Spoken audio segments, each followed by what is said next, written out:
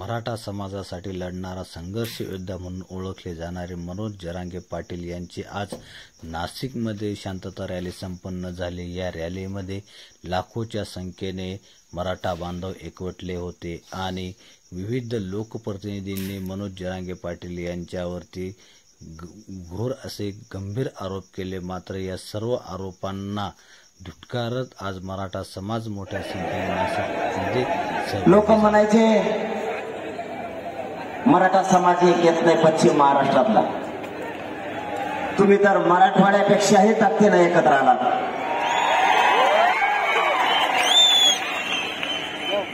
आणि ते तुमच्या जिल्ह्याला लागलेली साडेसाती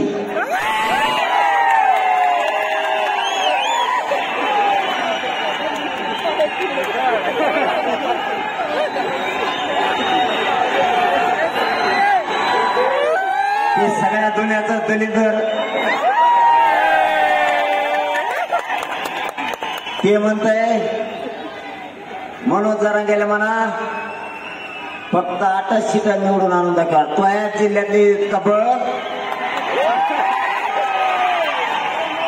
तू माया काय असेल नादी लागतो, तो एकदाच माया नादी लागला तर तुला नाशिक सुद्धा सोडून दिलं नाही प्रचारासाठी। आणखीन तरी शहाणा वय भाऊ तो आत्ताशी नाकावरच्याच माल आहे, तो तोंडावरच येणार आहे आता तेव्हा त्याच माल असला शहाणा तर राहिली नसला तर तो सरशी देवेंद्र फडणवीसचा सुद्धा पक्ष तो संपून टाकशील। ते देवेंद्र फडणवीस मी कमी येणे करतं का छगन भुजबळचं ऐकून ते पाऊस आल्यावर नसतो का एक खांड चालवतो बघा जनावराचा आणि त्याच्यात एक माग चालणार वासरू असते, तसा खेळ देवेंद्र फडणवीसचा झालाय सध्या।